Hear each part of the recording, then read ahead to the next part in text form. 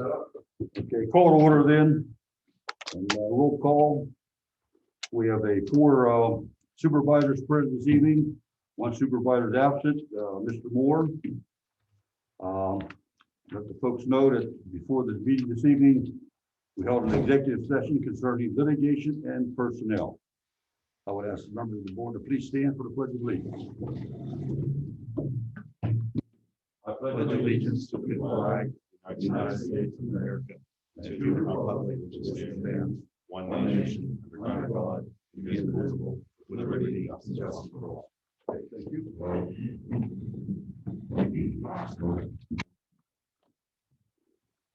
Number 3 on the agenda, public comment time. The Township Board of Supervisors allocates a period of time during this item for those individuals who would like the opportunity to address the Board of Supervisors on any matter. Each person addressing the Board of Supervisors is asked to limit their comments to a maximum of 3 minutes. Mr. Stanek, do we have any people participating tonight? Or Patrick? Anybody from the crowd have any public comments? This is the time to speak if you do.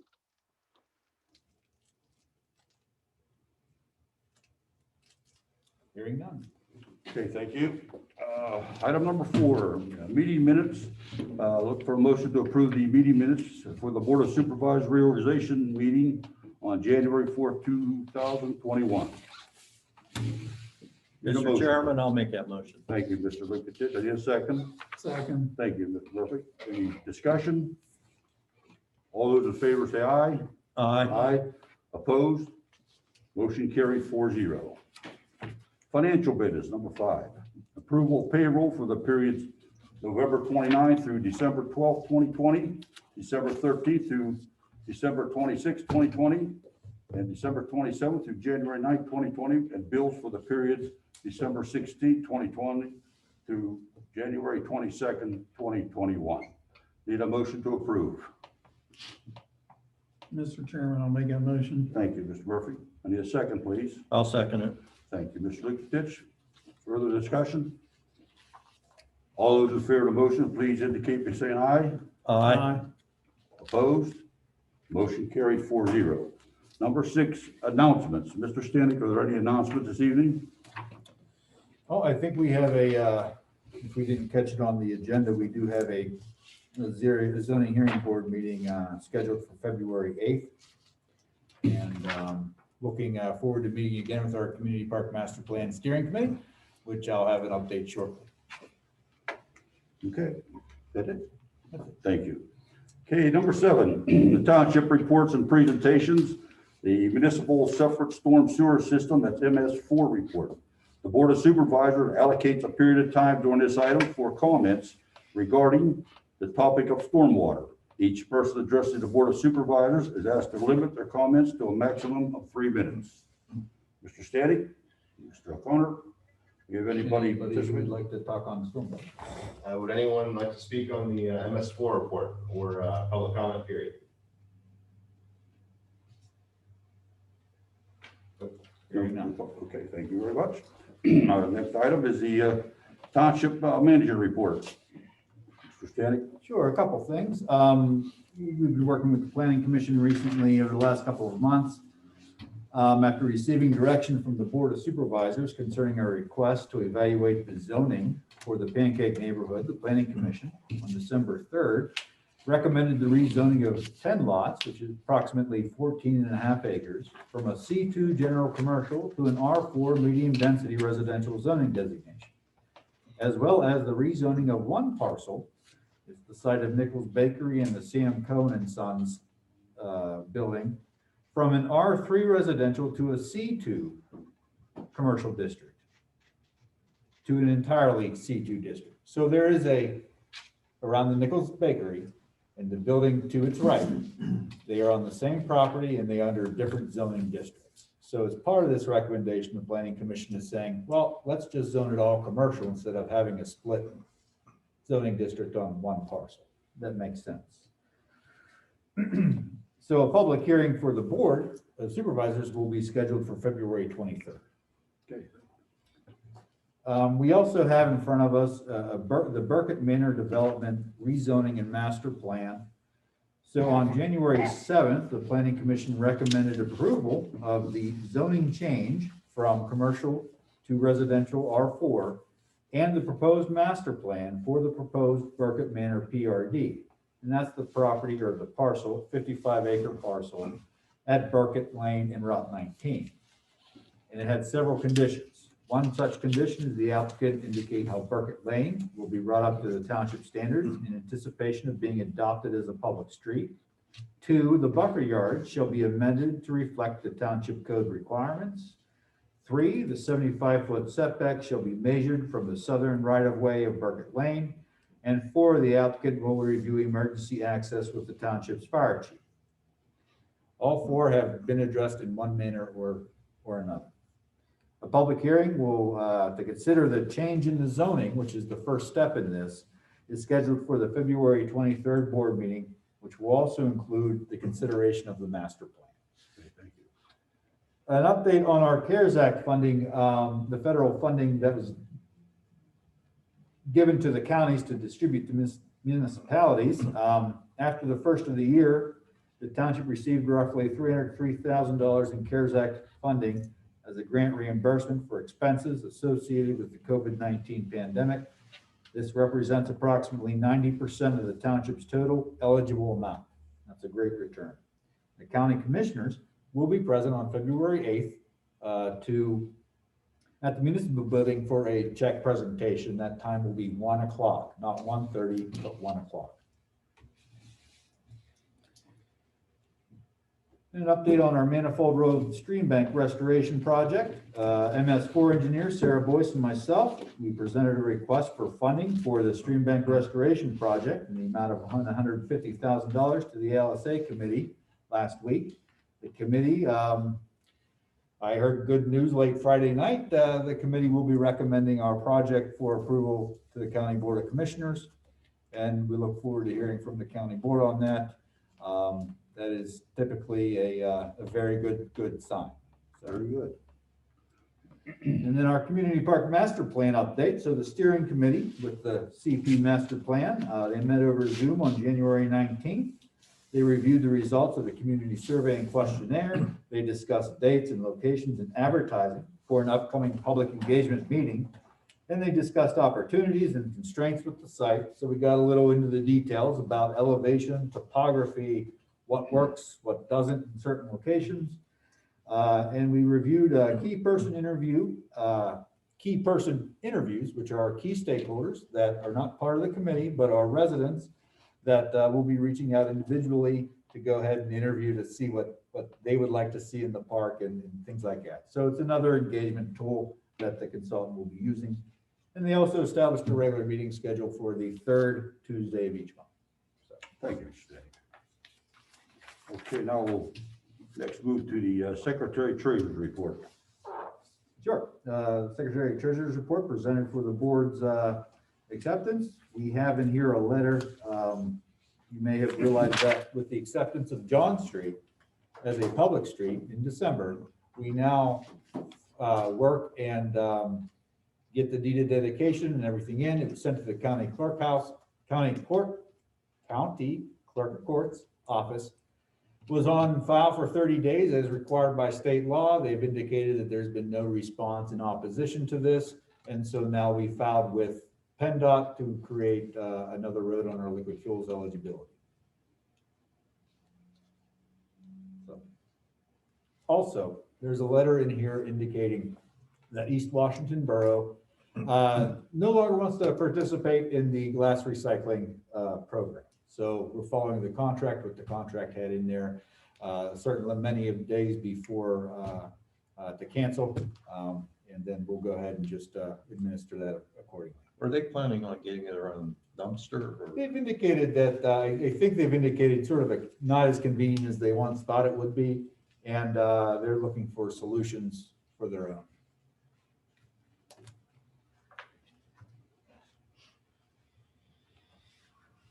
That it? Thank you, Mr. Danny.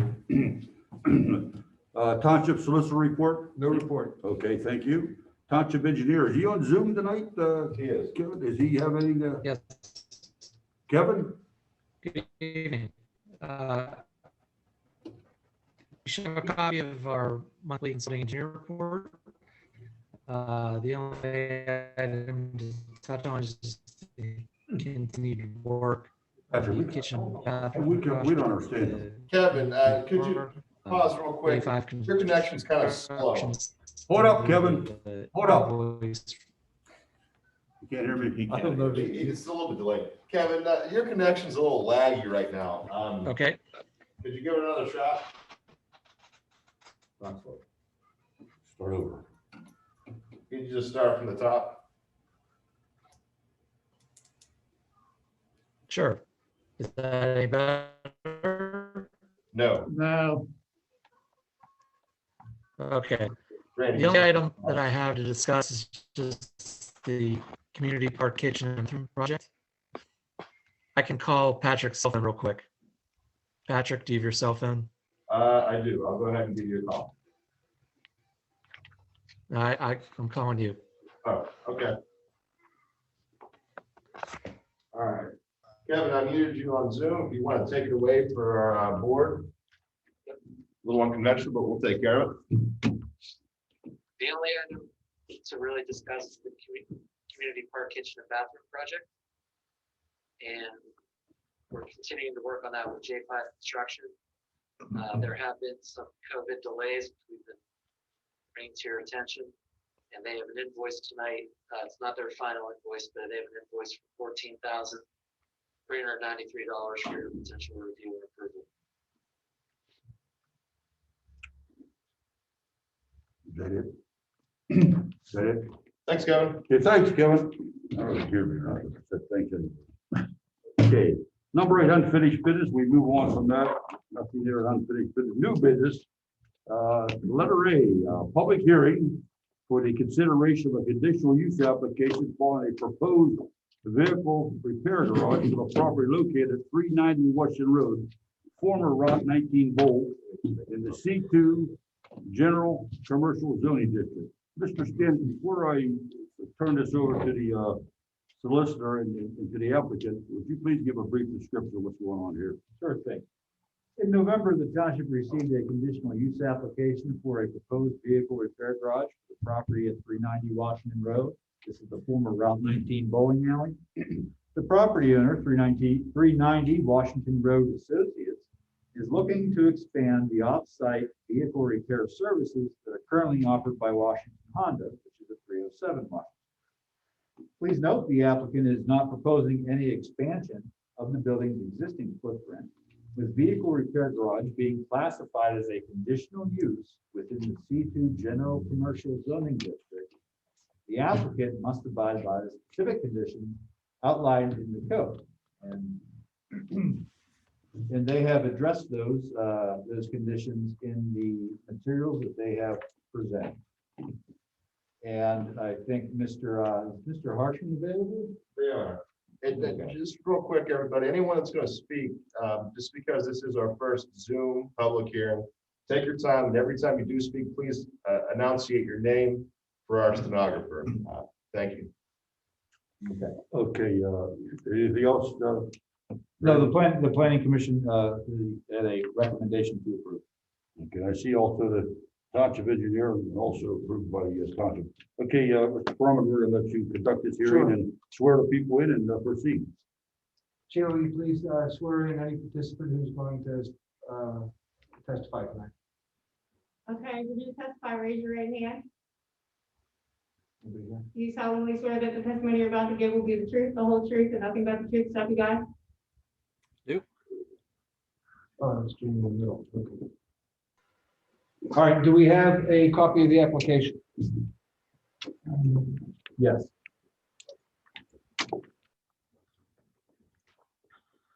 Feel like we have this marked as A, please? Oh, what is back? Okay.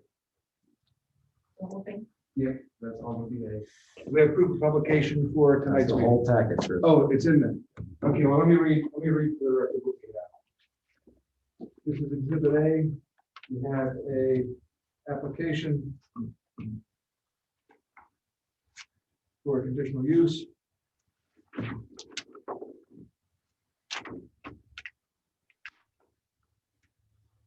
Have a November 12, 2020 letter from Harshman CE Group with the application.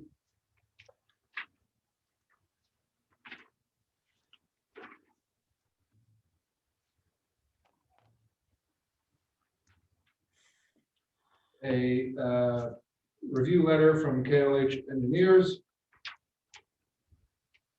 The legal notice for tonight's public hearing published on January 16 and 19, 2021. A proof of the publication.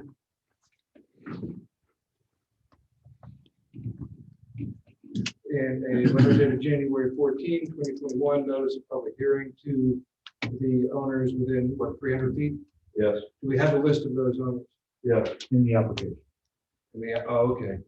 Let's see what that is.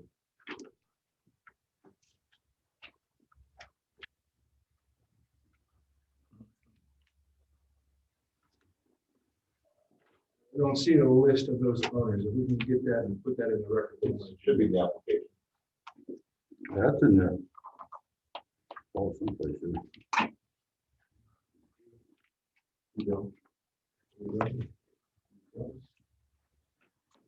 Oh, that's it.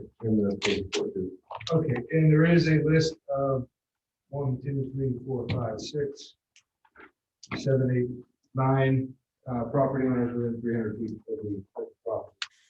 Okay, can I have a motion from a member of the board to admit those documents into evidence? I'll make that motion. Who said that? Rich, look at this.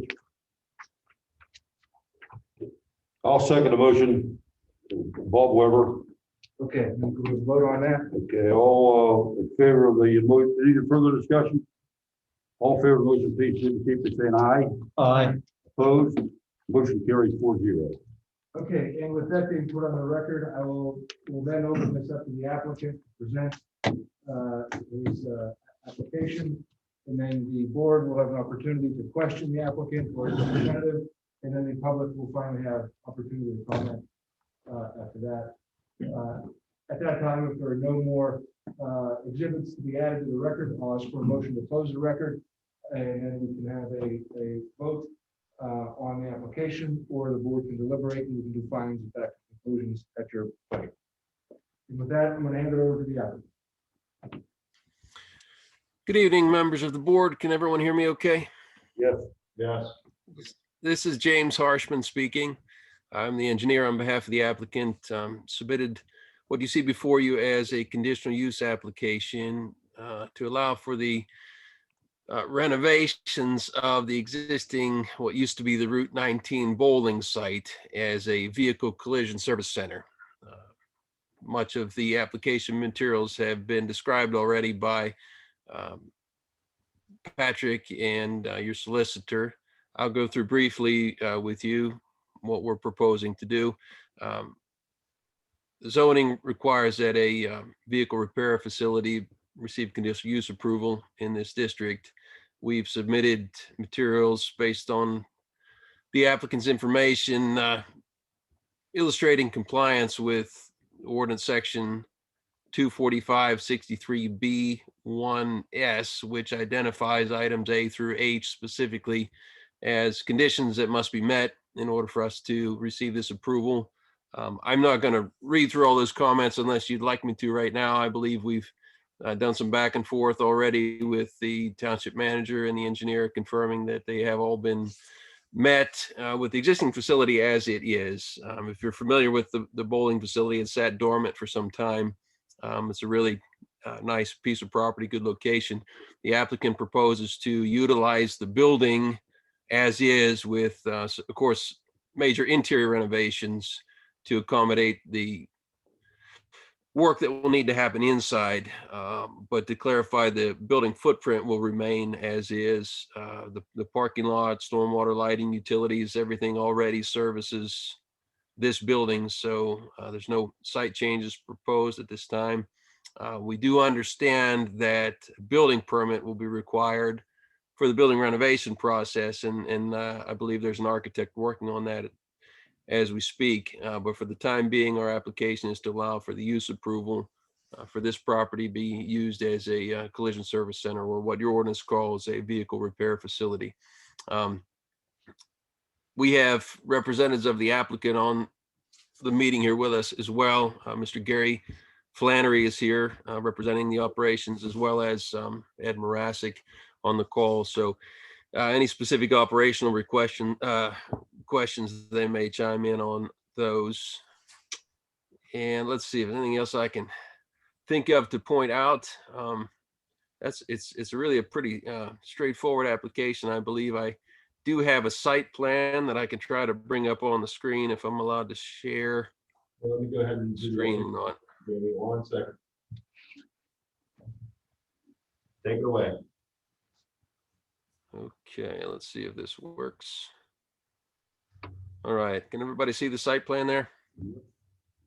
Good. So this is a fairly detailed existing conditions Alta survey that we acquired for the property. So you can see the building footprint as it is, the parking lot. It doesn't get much more pad ready than what this building and site is for what the applicant proposes to do. So we're surrounded by commercial properties on all sides. There is an existing PennDOT permitted entrance to the site. It's well lit, plenty of utilities there. It should be a nice move-in situation for the applicant. So I suppose at this time I'll entertain any questions, unless Mr. Marasic or Mr. Flannery, you'd like to chime in here. I have one question. This is Bob Weber. Once again, just for clarification, this is for repairing, this is like body and fender work? Is that what it is? Yes, sir. For wrecked cars, okay? I've got damaged cars, I mean. Okay, thank you. Mr. Harshman, this is Rich Lukatich. Is this part of Washington Honda then? I'll defer that question to Mr. Flannery. It is associated, but it is not owned by the dealerships. Okay, so you're not specifically doing work for Washington Honda. It would be for anybody that needed a car repaired. Yes, that is correct. What type of traffic flow do you see as this creating in and out of there? We expect to repair between 50 and 75 cars a month. We hope to at some point employ around 25 people there. These are pretty good paying jobs. Body men make a very good living these days. And the support people, some of them would be closer to entry level. Total entrance and exits in a day, I would say would be combined somewhere 75, Jamie? Yes, you're right. I'd be surprised if it's that much, but that's probably a decent number if it's 75 trips a day. I have far less traffic than this site would have experienced as an operating bowling alley. There's well over 100 parking spaces on the site from when it was utilized as a bowling alley, to give you an idea of the traffic count at that time. So another point of interest, this will not be a point of access, and Gary, correct me if I'm wrong, for customers to bring their wrecked cars for work done. Rather, it's going to be a service location that only authorized folks are going to come here. Am I speaking correctly on that, Gary? When you're looking at a body shop operation, it's not like a dealership operation where people drive by to look at vehicles and so forth. This, an operation like this is on an as-needed basis. Most people don't want to go to the body shop. Also, to clarify, there will be no vehicle sales at this location. This is only a repair shop. That is correct. We will not be selling vehicles at that location. Okay, thank you.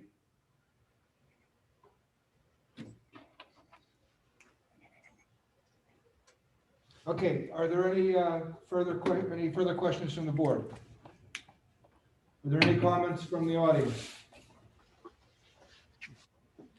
Okay, that being said, I need to make a correction for the record. There are 12 parcels within 300 feet of the exterior line of the property, not 9.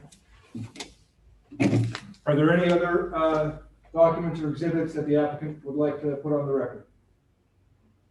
No, thank you. Okay, then at this time, I'd ask the board for a motion to close the record. I'll make that motion. I'll second it. Any further discussion? All those in favor of the motion, please indicate by saying aye. Aye. Opposed? Motion carries 4-0. Okay, the record is closed. Now, the board has the option to vote now or deliberate, and we can issue findings of fact and conclusions.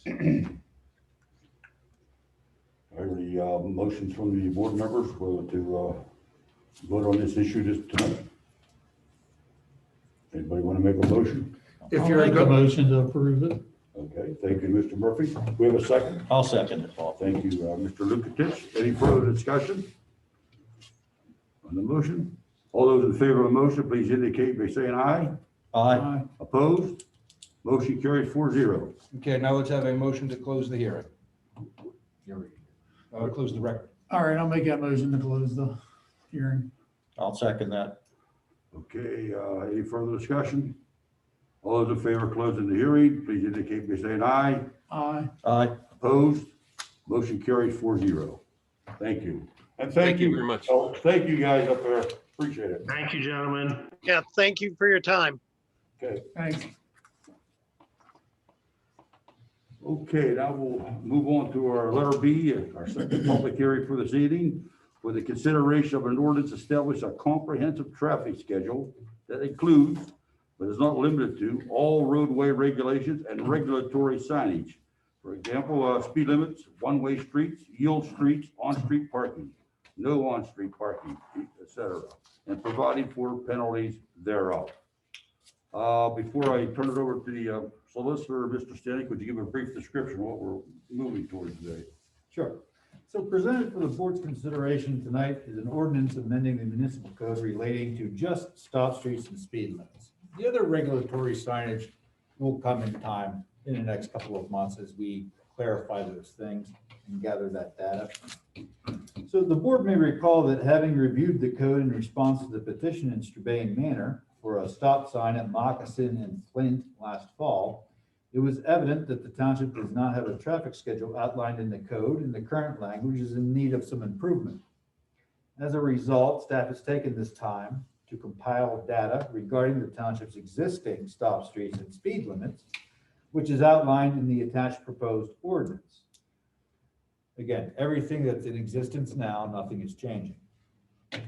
Although John Street, Bradford Run, and Tanger Boulevard are roads recently accepted by the township, the existing speed and stop signs are not changing and no other changes are proposed at this time. Other roadway regulations, as on-street parking, no parking areas, will follow soon with an update as well. Additionally, as part of this review, staff will continue reviewing our local road weight limit regulations to ensure regulations are current and in compliance with state law. Okay. So, more to come. Okay, very good. Mr. Solicitor, how about conducting the hearing, please? Yes, and similar to the last one, do we have a copy of the ordinance and the proof of publication for tonight's hearing?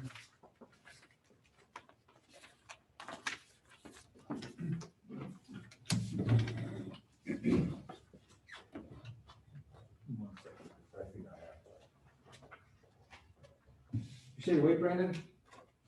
Yes, hold on a second. Something needs to get-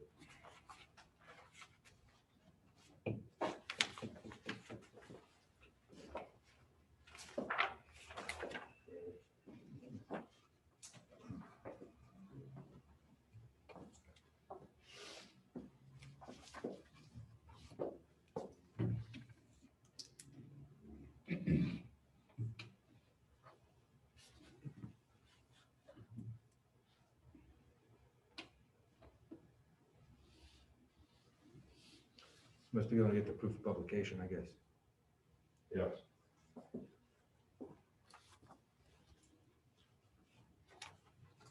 You know, Rich, there's a lot of streets missing on here. Yeah. That's what I just called. I just looked for Ruth and B because that's where I live. Yeah, But Carver's not on here. Yeah. Copper Kettle is not Kettle Drive. I think they should. look at the list before we approve. No, we could do it, so we can table it to us. We're doing a public hearing. I mean, as long as it's updated. Yeah. I don't know how they miss them. We'll make that motion. We can put that in the motion. Yeah. Update to take place from time to time. If you take the map, all the streets are on the map. Sure, we're off the radar. Okay. I can't hear anybody anyway. All right.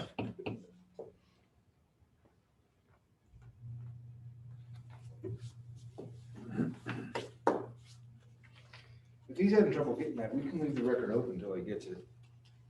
Go ahead. You good? I don't know what he's looking for. He's just trying to prove a publication. He's probably going through his email to find it.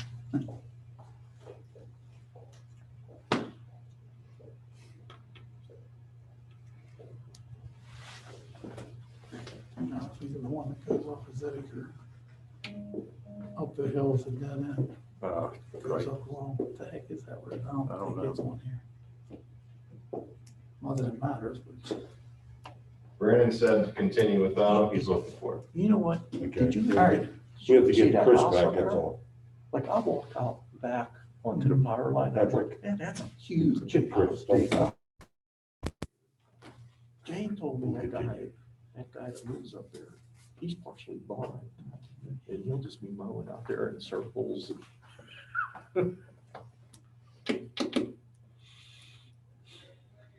It looks like he built that house in sections. stages. Yeah. That was the one that, God, what was the guy that lived up by Tanger's? Okay, sure, let's go back on.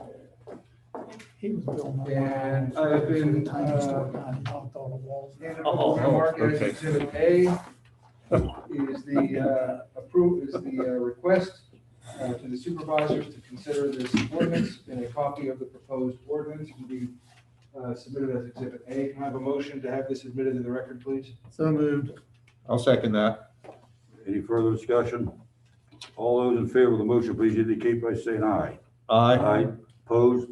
Motion carries 4-0. Okay, Mr. Stanek is looking for the proof of publication. When he comes back, we can move to put that into the record. If he doesn't find it, we can have a motion to leave the record open to accept that when he does find it for a period of a week or something. In the meantime, I understand this request is coming from the staff, so I would ask for a presentation or explanation to the board, or if the board has any questions to discuss the ordinance. And at that time, then I guess we'll have comments from the public, and then we can close the record or leave it open if we need be, There he is. and then you can vote. He can discuss it now. Oh, okay, great. Yeah. Let's mark this as Exhibit B, the proof of publication for tonight's hearing. I'd like a motion for that to be admitted to the record. I'll make that motion. I'll second it. Further discussion? All in favor of the motion, please indicate by saying aye. Aye. Opposed? Motion carries 4-0. And Brandon, while you're out, I explained it without an applicant, and since this is coming from the staff, if you have anything else to explain about the ordinance, this is the time to put that on the record. Okay. And then the supervisors can ask questions.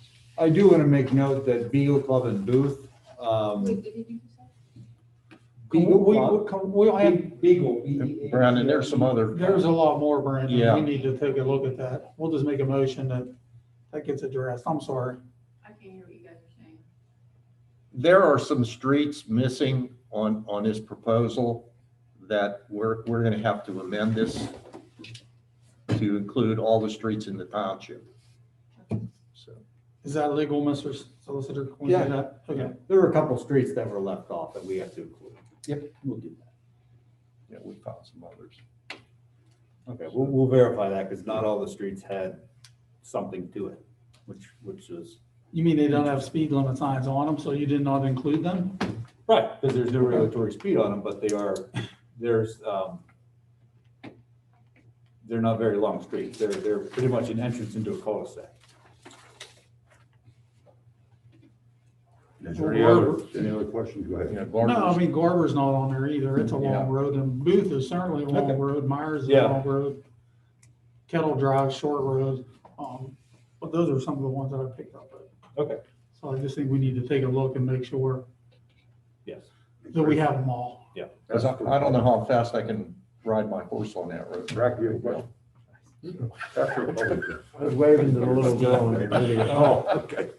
Was she waving back? Yeah. No. Oh, You ready for that? I have that Brandon, effect on we can have women. some public. yeah, let's go to public. Sure, sure. Well, just one more point is, there are other regulations on streets that will be forthcoming in the next couple of months as we sort of put this all together, so.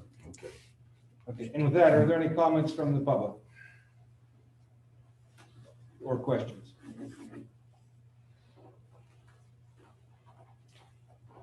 Hearing none, if there's nothing else to add to the exhibits, can I have a motion to close the record, and then you can discuss and deliberate. Okay, I'll make that motion. good, thank you. I'll second it. Thank you, Mr. Lukatich. Any further discussion?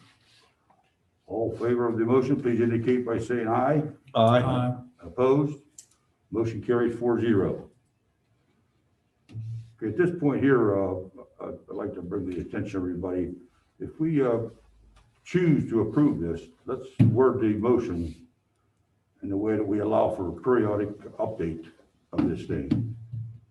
But I think that's necessary. Okay? Sure. Does the ordinance include something that says it can be updated by resolution? I don't know if Dennis put that in there. Do you have it in front of you? I give it my copy to Sheila, unless I have it in here. Otherwise, you're gonna have to amend, you're gonna have to go through the process, I should have it in here. The process of amending an ordinance, unless it says that we can do it by resolution. But what you can do for tonight is if you know that there are things that are deficient, you can recommend approval with those changes.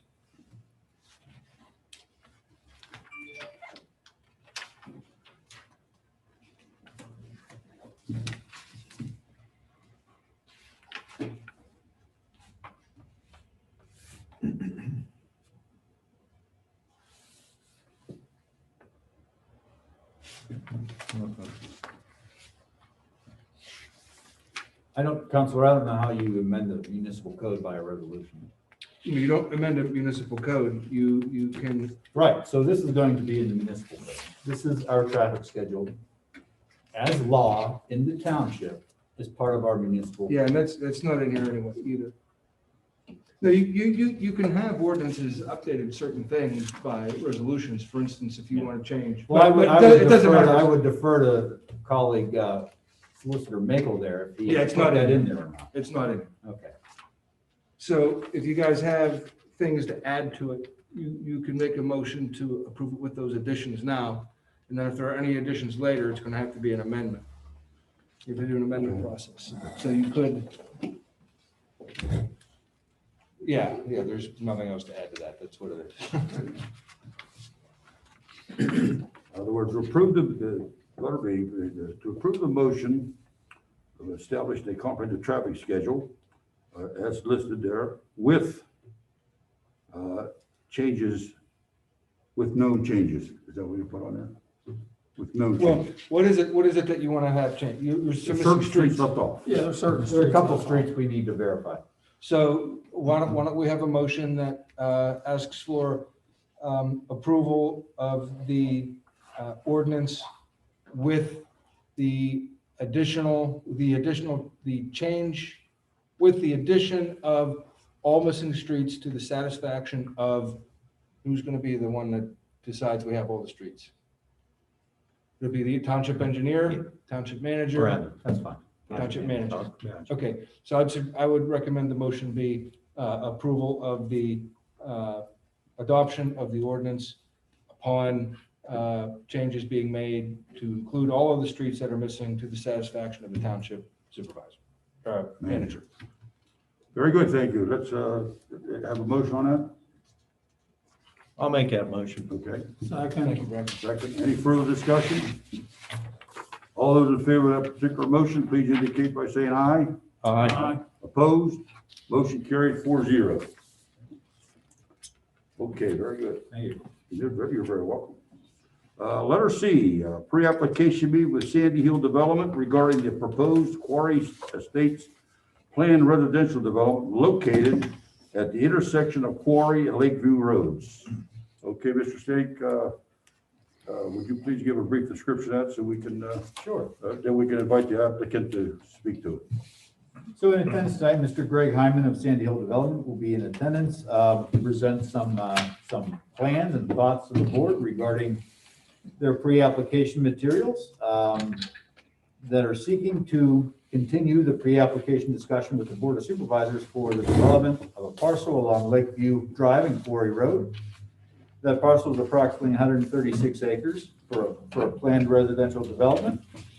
The tract is currently zoned I-2 General Industrial. The applicant is proposing to rezone the tract to an R4 medium density residential zoning designation. The proposed PRD includes a mixture of single-family dwelling types totaling 314 units. The developer met with the Planning Commission in August and again in December. And some of the following highlights from those discussions include that the site once served as a stone quarry during the mid-20th century. The Planning Commission expressed their apprehension concerning the existing infrastructure, meaning the road condition, sanitary sewer network, railroad trestle, etc. And the existing pump stations would need to be updated at an estimated cost of $750,000, which will be absorbed by the developer, in which I'm sure they will go into a little bit of detail tonight. And the Planning Commission also expressed their support of a rezoning from industrial to residential at that location. And the development will be served by a 2-lane ingress-egress for a 4-lane roadway, cartway, to allow ample space for emergency access into and throughout the neighborhood. The property is currently adjacent to the Allegheny Valley rail line, and a discussion on the property's proximity to community park and potential partnerships for connectivity and recreational facilities also took place. Okay, Mr. Stagg, thank you. Now we can, Mr. Stagg, would you introduce the applicant to us that's going to present this? Sure. We have Greg Hyman of Sandy Hill Development with us, and we also have Ryan Klosnitzer with NVR. Greg, I'll ask you to introduce your team if you can. Sure. Thanks, everyone, for your time this evening. Really excited about the project. With me here, Ryan Klosnitzer from Ryan Homes, Scott Turer, who's the owner of the property, and Josh Haydu from Worcester, traffic consultants. We took a lot of the feedback that we heard with the Planning Commission, obviously traffic being a major issue.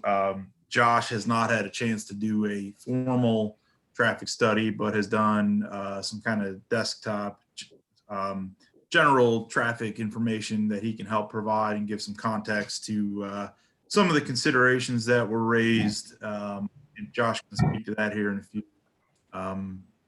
So with that introduction, Ryan Klosnitzer from Ryan Homes can kind of run through quick PowerPoint presentation that we did. And our goal here was to just tonight was to introduce the project, get some feedback from the board and what your thoughts were on what we're proposing. Wanted to then take that information and make some adjustments and then come back through to Planning Commission for a combination formal rezone / master plan approval, and then be back in front of the board hopefully when we get that recommendation, if we can, from the Planning Commission. So again, just wanted to talk tonight and introduce ourselves and the plan, and have an open discussion and hear some thoughts from the board.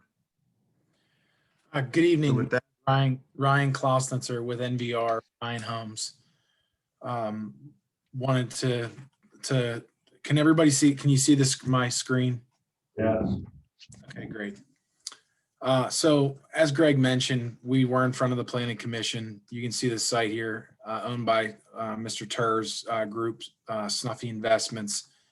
This is a 134 acre piece at the intersection of Quarry Drive and Lakeview Drive. Currently, it's in the industrial zoning district, as Mr. Stanek mentioned, and we would be seeking to rezone the property to a residential R2 zoning. This is just some of the requirements that are in the ordinance and some of the hurdles that we're going to have here. You're going to see So this is the current site aerial. It was a former rock quarry, as Mr. Stanek mentioned. It was reclaimed, I believe Scott can chime in if he would like, in the 70s. And you can see now it's just naturally vegetated. It's kind of regrown itself back with some scrub trees and some grasses. So here's the site history. As you can see, it was owned by Mr. Turr's family that did mine the property. They owned it since before they started mining the property, and then it was restored. So this is an old aerial photo while it was in current operation. So the hurdles that we're going to have to achieve, I know we just talked through a few of those. First being the traffic on Quarry Road. Second would be the site distance from where we would propose our intersection or our access to the site from the train underpass that currently exists. Looking at possible new connection, being that where the property is located and having the train tracks on one side, we have the ability only to put one entrance into the plan. So that's going to be a hurdle, but we have some solutions that we're going to talk about here shortly. And then Mr. Stanek mentioned the sanitary pump station and then the density. So the first hurdle that we're going to have to look at is, and we believe we've addressed, is putting the intersection directly across from Quarry Drive and Lakeview at the intersection. It only leaves us about 228 feet from there to the current existing underpass, which everybody knows is a very difficult turn to come around and what we call probably a blind curve. So one of the initial feedback we had was to see if we could move that and move it further up the road. So you can see we did move that, we moved it about almost 360 feet. So now we have about 587 feet from the underpass to where the blue dot shown on the drawing is where our current site entrance would be. So this is the previous site plan. So where it would be on this plan is where the blue line is further up Quarry Drive there. The other thing they asked us to look at was a second access point. Like I mentioned, the existing railroad tracks that are out there make it very unlikely for us to be able to go underneath or to bridge over the existing railroad to get to Lakeview Drive. It's just the topography and the slopes do not allow for that. So one of the solutions we have is similar to what NVR's done in other communities nearby. We have a community in South Fayette called the Berkshires. It has 326 homes. It has one boulevard entrance with one lane going in and out of each side. What we're proposing on our plan here is 2 lanes in and 2 lanes out. That way, if there's any type of a fire, emergency, blocking one of those lanes, that we have full capabilities of getting emergency vehicles in and out on the other side. And that would have a planted median similar to what you see here. The pump station, we talked about that. We did meet with the Washington County Joint Authority. We spoke with them. They did some preliminary numbers for us, and it is going to need upgraded, the existing pump station and possibly some of the lines. And we're looking at roughly, like Mr. Stanek mentioned, around $750,000 to do that upgrade. So the plan you see here shows that we can gravity feed a majority of this plan. The only section we're going to have to look at is the small cul-de-sac in the rear of the plan. Proposed plan you see is 314 units, so 250 single family and 64 attached. You'll see this is the previous plan that had the access at Quarry Drive, the intersection. It would shift up here as we spoke about. We've looked at the grading to make that happen, but it would be the exact same layout with the double lane boulevard entrance to the first intersection, and then a traffic roundabout that keeps traffic flowing to get to the different intersections. And in the rear of the property, you would see some duplex units back here. Yeah. The major point being, Brian, if you go back, this is Greg again. Sure. And Josh, maybe you can speak to this somewhat, is to avoid, typically the reason most times you want to see, two entrances is to go to the point that Ryan made earlier regarding pinch points and if there's ever an accident at an intersection. Well, with the roundabout and having 4 lanes, it serves the same purpose, such that if there is an accident or a blocking of a intersection somewhere, that we still have access to get to it from another place, or people can still get in and out of the community. Yeah, I think you hit it on the head, Greg. I don't have anything to add. That's in my experience, the intent of this requirement is to allow, emergency vehicles, options in the event of something unfortunate, lane of, one point of entry being blocked. And we've seen these, implemented in a number of developments in the region, where it's not feasible to get a second access elsewhere on the property. So I think that this accomplishes exactly, the intent of the ordinance. Josh, while we're talking about the traffic here a little bit, I know I'm going to kind of get into some of the housing types and whatnot here in a second. I would ask, do you want to talk a little bit about some of the data that you had looked at and share with us a little, maybe insight on the traffic while we're here? We'll kind of pause and talk through that for a second. Sure. As Greg indicated, I've not done any sort of formal or in-depth study, just sort of a desktop review at this point. We touched already on site distance with the overpass, consider that a traffic issue. I think that's been resolved by the relocation of that access further north. I know that was a big concern.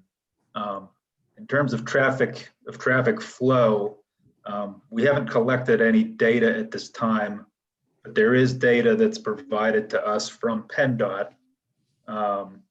And although it's from the past couple of years, but truth be told, it's better than the data we would collect right now during COVID anyway. It's more accurate.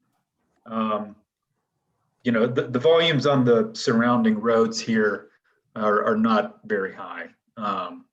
So in my experience, just looking at these volumes, I wouldn't expect there to be any sort of traffic impact resulting from this development. It's a sizable development. There will be traffic, but there's nothing to lead me to believe that there's not plenty of capacity out there to handle it. And that's really the extent of what I've done so far, just from a desktop review perspective. But, at the end of the meeting or when we're done with the presentation, I'd be happy to at least attempt to answer any questions that you may have. Thanks, Josh. Traffic engineer, keep that map up there. I'm gonna take your cursor, your pointer, and pointing, where's Quarry Road, where's Lakeview Road, where's the cul-de-sac, where's your retention pond? Show us some sites on here. Show us where your single family home's gonna be, where your democratic home's gonna be, the apartments or whatever you call them, townhouse. How about showing us that stuff right now? Sure.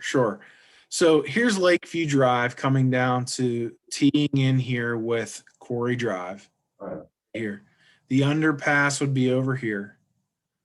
Here's one of our of the 2 main stormwater management basins that we would have. We would have one here, and it would shift a little bit because, as I mentioned, this access is going to shift up a little bit up Quarry Drive to where I had shown it earlier. So all these lots you see here are all single family homes. They would be a mix of 2-story traditional single family homes that exactly like you would see over at Bradford Run that Ryan Homes is currently selling in. And you would also see single level empty nester ranches, similar to what we're selling over in Summerfield Woods and Chartiers. We look at this project as a continuation. We've had a great success at Bradford Run, and we'd like to continue that. And we'll be out of lots at Bradford Run here in about 14 to 15 months. And our goal is to look at, where is the next Bradford Run project for us to have new homes be built in the area that service that buyer. And this site for us accomplishes that with that buyer, and then also the empty nester buyer that is looking to downsize from their traditional two-story home that's 3,000 square feet, and they're looking for a single level living with a 2-car garage, and they have a restricted budget, and they need to stay at a certain price point. So we're looking at buyer profiles specifically on this site. So what you see here is all the road systems through here with all the single family homes, and then coming in the back here, these would be duplexes, and these would essentially be the same as the ranch product, but with one attached wall. So each unit is 40 feet, and then you have the party wall and then another 40 feet. So one building is actually 80 feet wide. So we would not have any traditional townhouses on this plan, just the duplexes and then the different types of single families. Now, I don't know If I could, I don't know if you can answer this or not. What's the price range of these single family homes? Yeah, sure. I'm going to get to that in the next couple slides. It's okay. If you don't mind, I'll flip I it. don't mind. I'll wait. I just want to have an That's idea. okay. Okay, Sure. thanks a lot. Go ahead, Greg. You had something to say? You're muted. sorry. If this is in a later slide, but I did want to touch on the community amenities and what we were thinking there, because I think with the location, if you could use your mouse, Ryan, and show them in relation to the community park. I can't remember, is that in another slide, or should we speak to that now? We have some stuff on the amenities in a few slides. Each one we All keep right, go going. ahead. I'll let you do your thing. Sure. No, you're good. All right, yeah, so right there, see, there you go. So we have the amenities that we were going to talk about. On the plan, we were proposing a dog park, some walking trails in addition to sidewalks that would be in front of the homes, some parklet areas, and then a connection to the existing community park that's out there. So you can see some examples here that we would like to put in, some nature trail walking trails in the dog park area. I think, obviously connection to your existing park would be great. And then some I think Greg had planned for one to two small little parklets throughout the plan. That may change. We may decide to do something different. One thing we're seeing big right now is for the lifestyle buyer, the empty nester. They really enjoy playing pickleball. So we've been adding in a pickleball court into some of these communities, and it's a nice amenity that folks like to gather and play. So we're up for suggestions on those and obviously working through that. This is Bob Weber again. What about a community building? You have a community building, for example, is this going to be an HOA? It will have a homeowners association that folks would pay into, and they would maintain the common area and obviously the landscaping and whatnot, and then The ponds. correct. And then we would anticipate turning the roads over to the municipality, having them built to municipal standards. Once again, you have a community building for them. Are you planning on something like that down there? We were not planning on that, but I think we're at the early stages of it. That's a lot of houses that could be something. I think one of the things that in talking with Brandon a little bit that we would maybe it adds more value. I'm not sure. Is if we paid a rec fee to the township, and then that park you have right there is pretty sweet. So if there was 1,000, 1,500, whatever the fee was per lot paid a building permit, and then that fee goes to the township to help all the community residents that goes to doing improvements at the park, just up for discussion that maybe something like that's a better use of those kind of resources to, upgrade or add to rather the community park for everybody. But still up for discussion. And I think, Ryan, if you could go back to the layout, I did want to just point out on the walking trail side of it, which is one of the things that I really like, because I think that people nowadays do want that connectivity, and you can kind of see like where the dog park would be. And there's what I like having is there's a trail system built in the plan, and Ryan is kind of walking. We'd have sidewalks, but also that trail system that loops around the pond, which is a dry pond, and then connects through the sidewalks, and then you can see it connects to the park. Yep, that right there. Keep going. There's right to the bottom right there at that walking trail right there. Yep, that connects to the. We would propose a community walking trail there that would extend in, and you'd have a pretty nice walking trail system to connect to.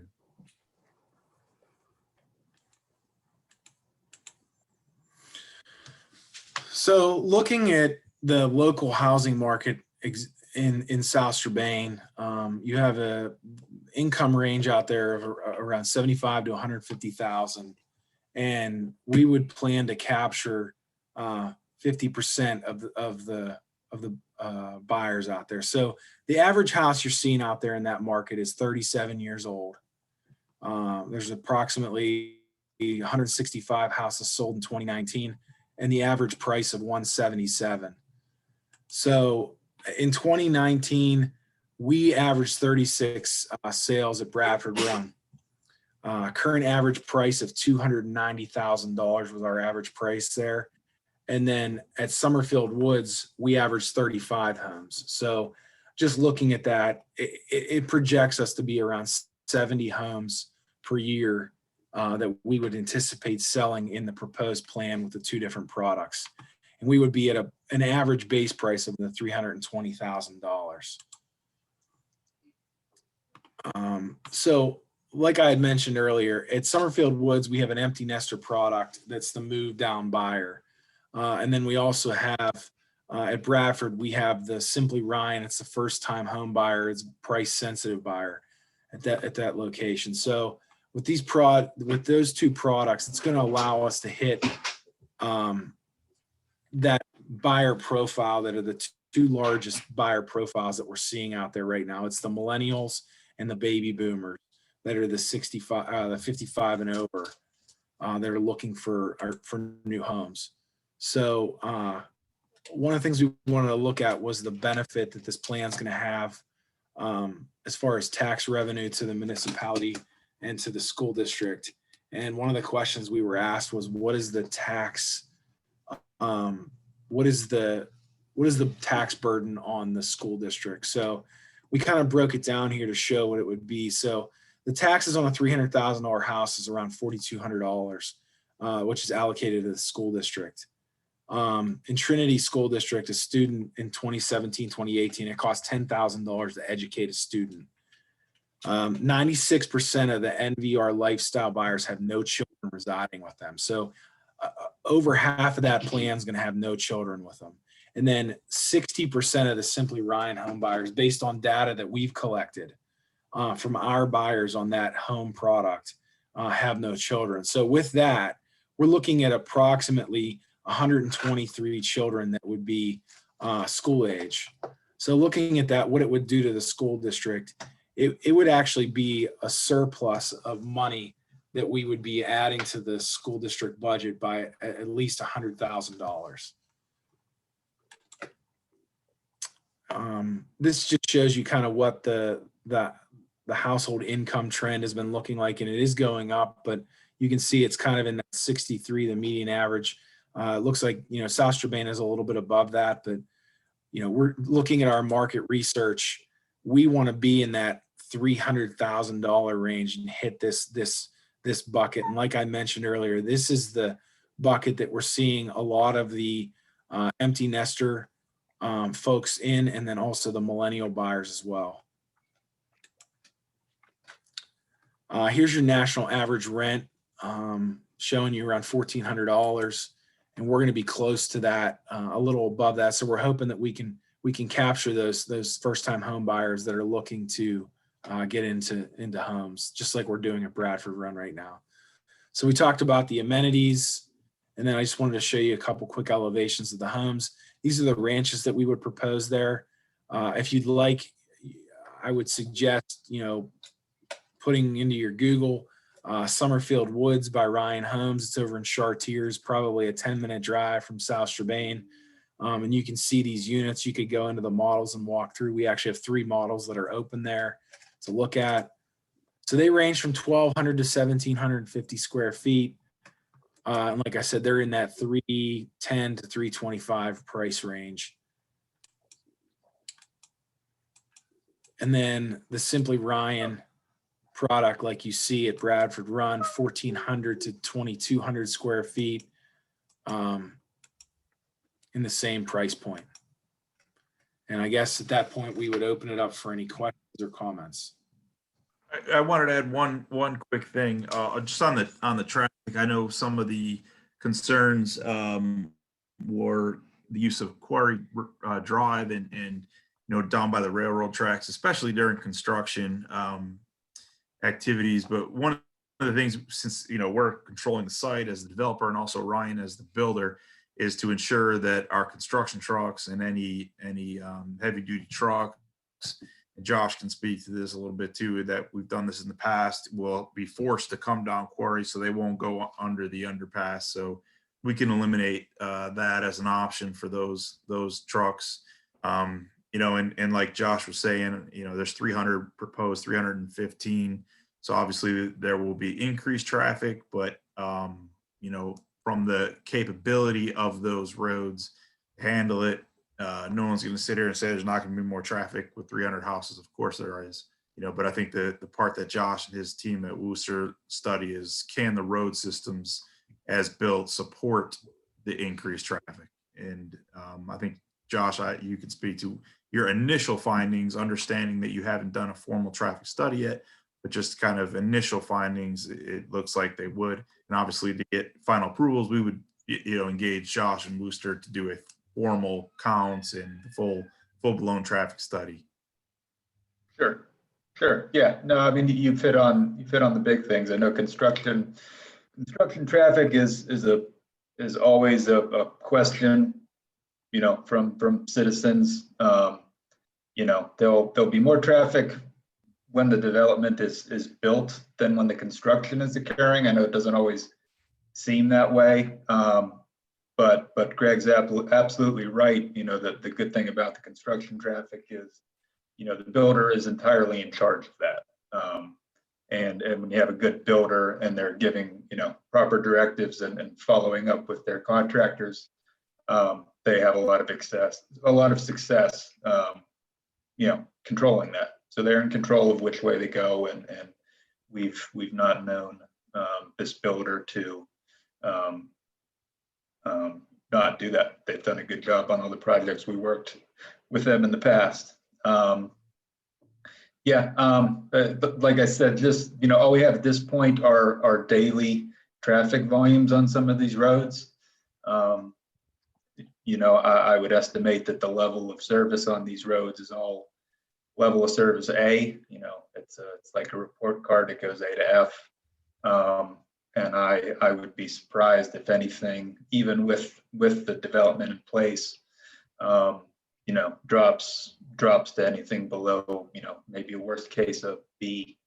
And everything above a D is in David, is considered acceptable by PennDOT and most municipal criteria. So you're talking about A's and B's, you're really, really in good shape. Did I miss anything there, Greg? I think I might have. No, you're good. That's But like I said, I'll, with granted somewhat limited information at this point, I would be, if there are any questions, I would do my best to answer those. Yeah, I have some questions. This is Bob Weber. I'd like to have some questions for you. Sure. You said you haven't done a traffic study yet, right? That's correct. You will be doing that. Yes, I believe that's a requirement of in the land development process. Okay. Now, have you given any thought? You gave some impact statements according to the school district. Have you given any thought to our police, fire, and road service? Have you thought about that at all? At this point, from a traffic perspective, I have not. I don't know if Greg or Ryan have anything to add there. We just for our engineering has designed, yeah, from a sense of our engineering with the grading and max slopes, from the fire perspective and the police more of the fire perspective, not having steep slopes and making sure the radiuses from the school buses. The roadway system has been, yes, it has been designed to ensure that all emergency vehicles, school buses have proper turning radius and all those design criteria that are met. But yeah, we'd have to show it with a full-blown engineering design. But yes, the roads right now would satisfy all the necessary criteria for emergency vehicles. But do you give any thought to the amount of police service and fire service that will be required? You think about those things. And public works. I mean, we're gonna have to take care of those roads in your plan once it's fully developed. And what Bob is talking about, we have this is a rural community here. We have a volunteer fire department and, well, it's a combination department.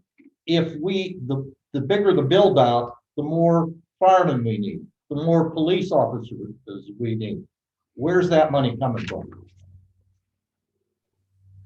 I think we would say that the tax dollars that come from the residents that are moving into that community. And I think, we're happy. We just did this with another project in the municipality where we did speak with the fire department and asked for their input. And it wasn't more as, if they needed to add additional fire apparatuses or staff. It was more, hey, can we look at the fire access to the plan? And we had some good feedback. And I think this plan, when we get to the point where we're ready to speak with them, I think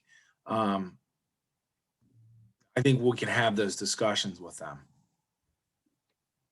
I would just note, I saw a question come through on chat from Katie Anderson. She had a question of whether the dog park would be accessible to just the community members or the township as a whole.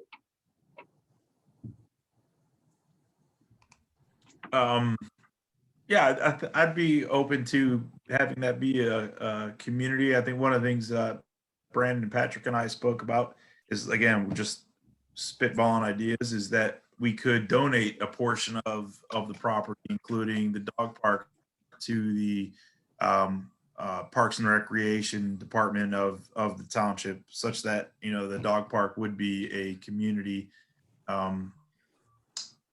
used by the whole community. I think with liability and HOA maintenance, in reality, even if it's not and it's maintained by the HOA, I don't think anyone's going to come and stop somebody that's walking their dog and using the dog park and saying, "Show me your driver's license that says you live here." It's connected to the park, so I imagine it's used.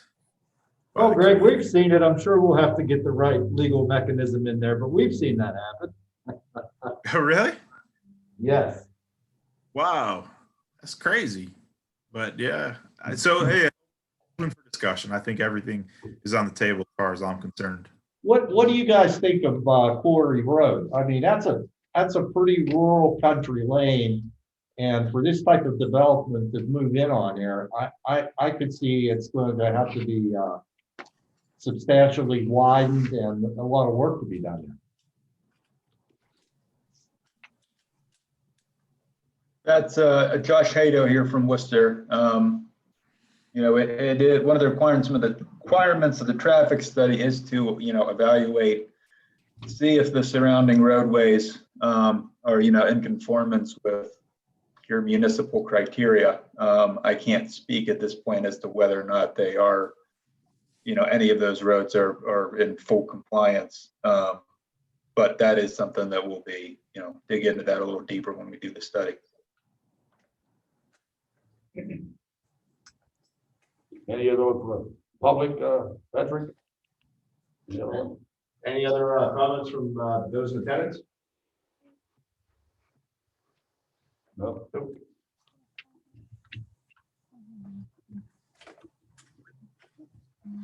Okay then. Any board members have any last question or two about it? Brandon, Patrick, I know you've been reviewing it. Any other questions? No, not at this point. Okay, go ahead. Mark. None at this time. Okay, then, thank you very much for your presentation. We appreciate you taking the time out, coming to let us know what's going on, and we'll be talking to you later. Great. Thanks for everyone's time. Really appreciate it. Have a good night. Thank you, gentlemen. Thank you. Thank you. Brandon, what do you recommend on this, particular thing? Is there a need for a motion on this? No, I don't think so. Pre-application. What's that? They don't even have an application in there. Okay, good. Let's, okay, we've completed letter C, and let's go to letter D. Resolution approving, preliminary and final subdivision land development approval for the Southport Development Phase 1 of Chapman property along Tanger Boulevard. Once again, Mr. Stanek. yes, sir. Would you give a brief description of this and introduce the applicant? Sure thing. On December 23rd, the township received subdivision and land development application from Chapman Properties for the Southport Development Phase 1 along Tanger Boulevard. The site is currently a vacant site that is proposed to be developed into several pads as depicted on the previously approved master plan approved by the board on September 24th, 2019. Southport Phase 1 development will be the first graded pad for the overall site. The applicant is proposing to subdivide with this application the existing parcel into two lots measuring 88 acres and lot 2 measuring 65 acres. The applicant is seeking to develop a 7-acre pad on proposed lot 2, which will allow them to put in grading and utilities and a portion of Southport Drive off of Tanger Boulevard to serve the site. Township Engineer Scott Groom has performed the completeness and compliance reviews and recommend approval of both requests for subdivision and land development. Also, this was reviewed to measure its consistency and compatibility with the approved master plan that was approved in 2019. And then the Planning Commission took action at their January 7th meeting, recommended the board approve both applications per the township engineer's comments. And I think Mr. Kladowski of their engineering firm, Civil and Environmental Consultants, is on the call. Yes, I am on the call. Okay. Well, go ahead. Would you please present to us what you have, help us better understand what's going on up there? Sure, I will share my screen.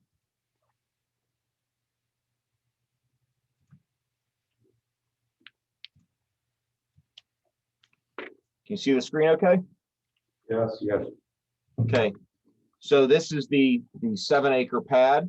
Racetrack Road is up here on the north of the plan, and Tanger Boulevard basically goes from Racetrack Road into the Tanger development, and this pad sits just off to the left of Tanger Boulevard.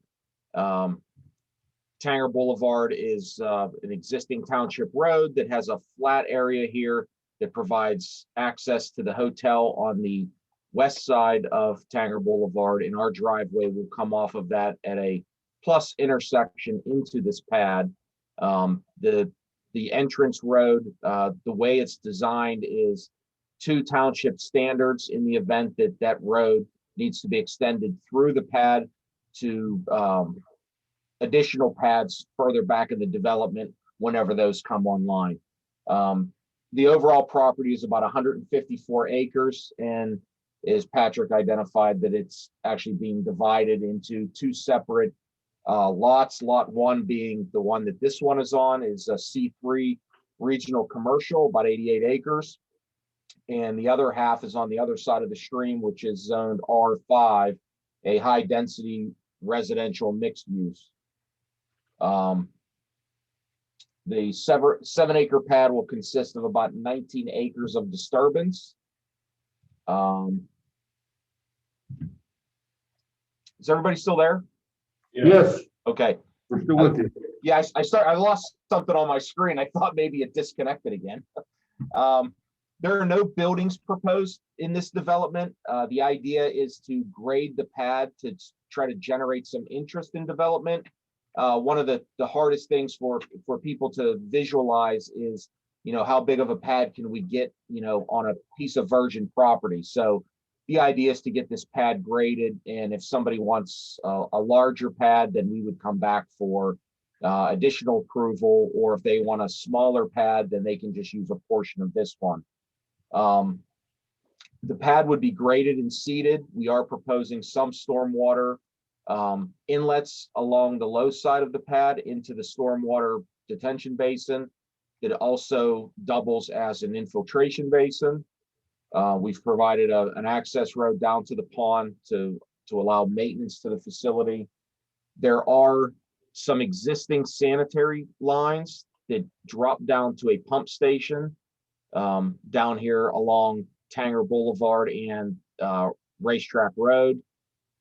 There's a portion of those that are going to be relocated due to the amount of dirt we're putting over it. The issue we have is that some of those were becoming 20-some feet deep. So what we propose to do is remove a few of those, actually relocate them so that they become shallower and still continue to take the sewage in the appropriate direction. The utilities, otherwise, we were going to extend water across the road. Telecom and cable are both on the pad side of the development, and we were going to provide a casing pipe for the gas company. So whenever the pad actually has a user, there's a pipe in place so that we're not tearing up the road again. Stormwater management is being proposed for this entire development. We've assumed 100% impervious. That way this stormwater basin is slightly over designed for this pad in the event that they want to pave the whole thing, make it big, make their development area bigger, or whatever that capacity of that pond is there for their using.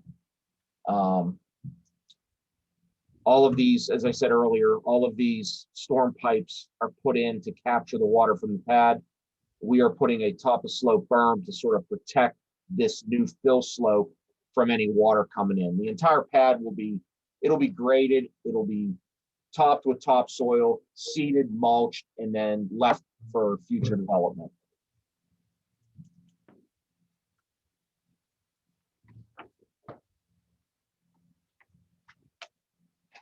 So that's really it as far as the development goes. I don't know if there's any questions. Anybody have any questions?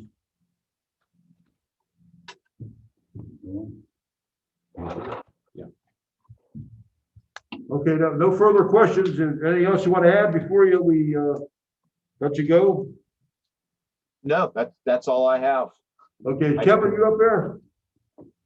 Kevin's still on? Kevin's on. Kevin, Yes. how do you feel? We okay with this? Yes. Yeah, we've reviewed it, and for what they're proposing, it appears to be meeting what it needs to do for stormwater, and it appears to meet the agreement reached with Chapman. Hey, thanks, Kevin. Thank you.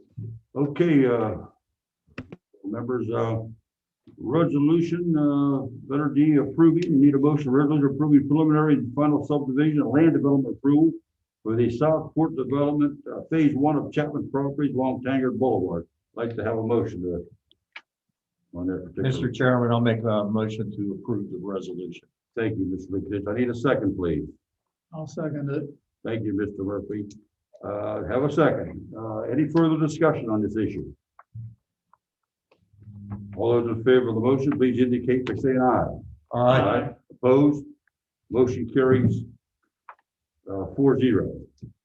Letter E, resolution setting the salary for the township elected tax collector for the term commencing January 1st, 2022. Mr. Stanek, would you brief us on that, please? Sure. Presented for the board's consideration is a request from tax collector Laura Kiesling, who collects mercantile property taxes and per capita taxes, for an increase in salary from $16,750 to $19,500 per year, which would commence January 1st, 2022, through the final year of that term, December 31st, 2025. Attached is a resolution that must, so any change in wage must be done through resolution. Okay. Any board member like to speak to the issue? Okay, I would ask that a motion to approve the resolution setting the salary for the township electric tax collector with a term commencing January 1st, 2022. The salary be at $19,500. Do I have a motion, please? Mr. Chairman, I'll make a motion. Thank you, Mr. Murphy. Do I have a second to it? I'll second it. Thank you, Mr. Lukatich. Any further discussion on this issue? All those in favor of the resolution, please indicate by saying aye. Aye. Aye. Opposed? I think we need a roll call vote on this, Brandon. Mr. Burns. Aye. Mr. Lukatich. Yes. Mr. Murphy. Yes. Chair Weber. Yes. Motion carried 4-0. Thank you, Mr. Stanley. Yeah, resolution for the disposition of specific public records. Mr. Stanley, can you speak to that, please?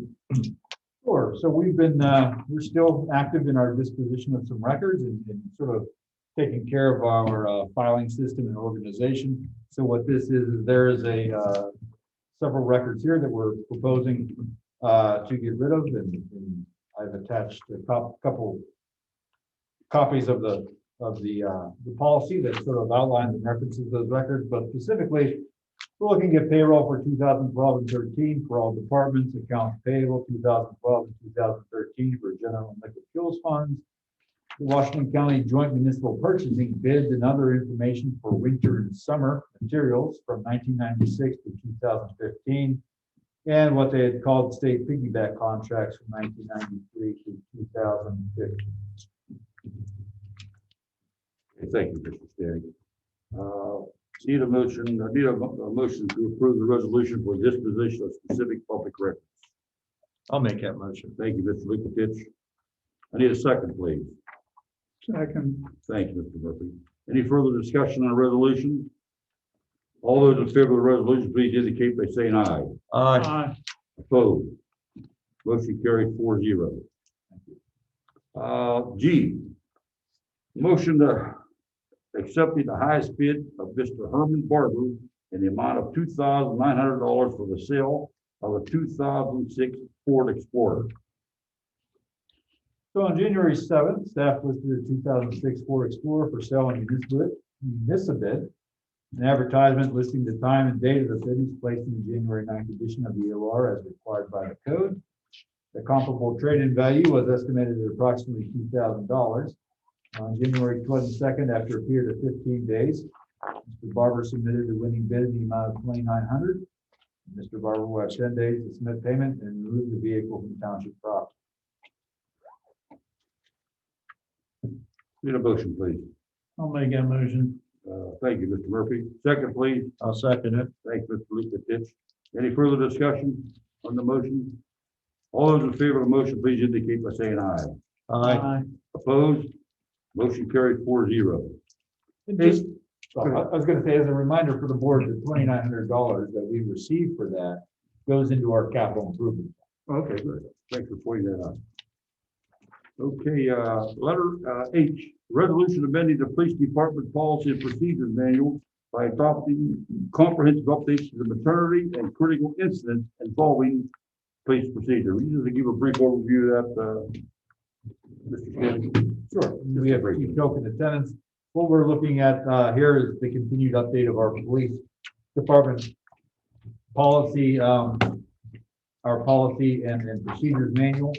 These two policies include a maternity policy for officers, which is in essence sort of a listing of light duty that can be performed, and also a critical policy of officers involved in shootings and other critical incidents involving police. So as before the board, that as a policy was reviewed in executive session. Thank you. Need a motion to approve this resolution, please. I'll make that motion. Thank you, Mr. Murphy. Need a second? I'll second it. Thank you, Mr. Lukatich. Any further discussion on the resolution? All those in favor, please indicate by saying aye. Aye. Opposed? Motion carries 4-0. This next item that we're gonna table this item, Mr. Stanek, a motion to appoint a municipal custodian. Yeah, what I would ask the board is to, we've been doing some interviews last week. I think we have actually one scheduled for tomorrow. Here's a little bit of hit or miss, but, and I would ask the board to, if you could authorize township manager to make a hire with the condition of passing a drug test, physical, background check between a range of $13.50 and $18 an hour. That would work. That would work well with how this is sort of panning out. Otherwise, you need a motion to authorize the township manager to recruit and select a municipal custodian. Is that what you want? Between a range of $13.50 and $18. That's the range of, where is that again? $13.50, and what'd you say? $18. $13.50, $18. Do I have a, I made the motion on that, please. I need a second to the motion. I'll second it. Okay, thanks, Mr. Lukasich. Any further discussion? All those in favor, please indicate by saying aye. Aye. Opposed? Motion carried 4-0. Thank you. You're welcome. Letter J, motion authorize the township application for the local government academies 2021 municipal internship program. Mr. Stanley.